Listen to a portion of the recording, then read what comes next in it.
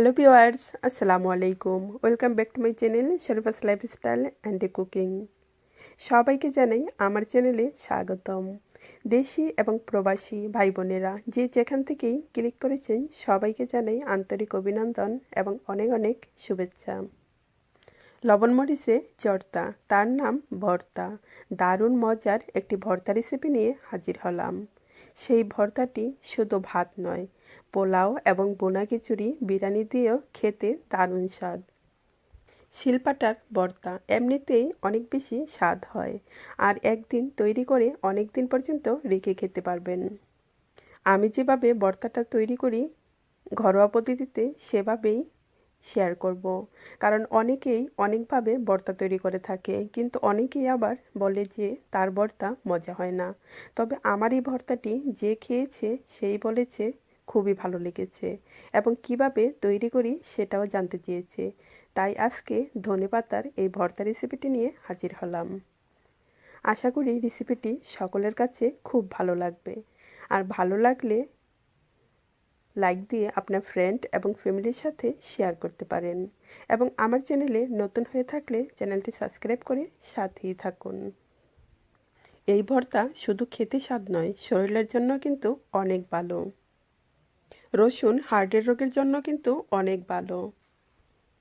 রসুন প্রতিদিনই আমাদের সকলের এক কোয়া করে খাওয়া দরকার, কিন্তু যারা শুধু রসুন খেতে পারেন না, এভাবে ভর্তা তৈরি করে প্রতিদিন খাবারের তালিকায়ও রাখতে পারেন, বা রসুনগুলো একটু ভেজেও সেগুলোও প্রতিদিন এক কোয়া করে খেতে পারেন।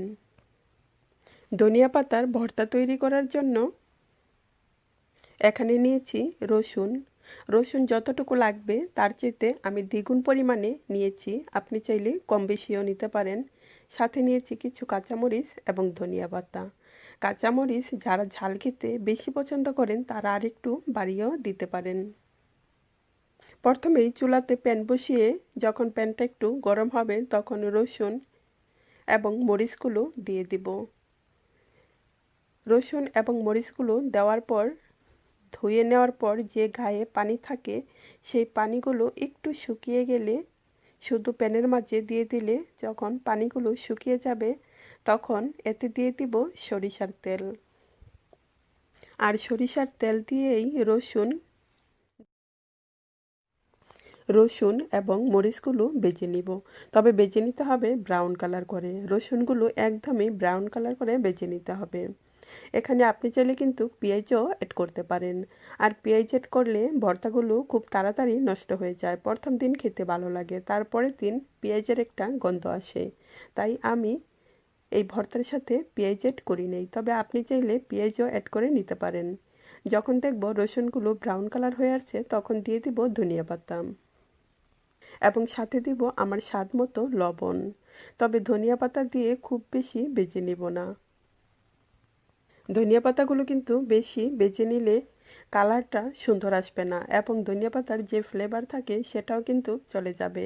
তাই হালকা করে একটু ভেজে নিব। তবে চুলার আঁচটা কিন্তু আমি বন্ধ করে দিয়েছি, চুলা অফ করে দিয়েছি। এখন জাস্ট প্যানের মাঝে একটু মিক্স করে নিব। এগুলো আমি শিলপাটায় বেটে ভর্তা তৈরি করে নিব। তবে আপনি চাইলে কিন্তু ব্লেন্ডারেও ছোট যে জারটি আছে সেটি দিয়েও খুব সহজে ভর্তা তৈরি করে নিতে পারেন। তবে শিলপাটার ভর্তা খেতে বেশি স্বাদ, তাই আমি শিলপাটাতেই বেটে নিব। শিলপাটায় ভর্তা তৈরি করলে সেটা কিন্তু খেতে বেশি স্বাদ হয়, কিন্তু অনেকেই পাটায় বেটে নিলে কষ্ট মনে করে, সেই জন্য ব্লেন্ডারেই তৈরি করে নেয়। তবে গরম গরম রসুন এবং কাঁচামরিচগুলো যদি সাথে সাথে বেটে নেওয়া হয় তখন কিন্তু বাটতে বেশি একটা সময় লাগে না।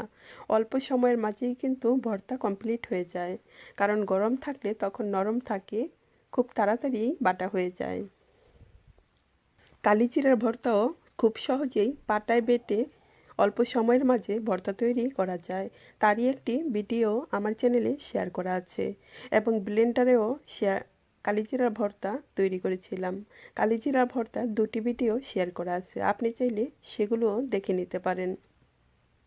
অন্যান্য ভর্তার চেয়ে রসুনের ভর্তা, কালিজিরা এবং ধনিয়া পাতা এই 3 ধরনের ভর্তাই শরীরের জন্য অনেক ভালো। ধনিয়া পাতার ভর্তা রেসিপিটি কেমন লাগলো অবশ্যই কিন্তু কমেন্ট করে জানাবেন। সবাই ভালো থাকুন, সুস্থ থাকুন। আজকের মতো এখানেই বিদায় নিচ্ছি। আবার নতুন কোনো রেসিপি নিয়ে আপনাদের মাঝে হাজির হব। সবাই ভালো থাকুন। আল্লাহ হাফিজ। আসসালামু আলাইকুম।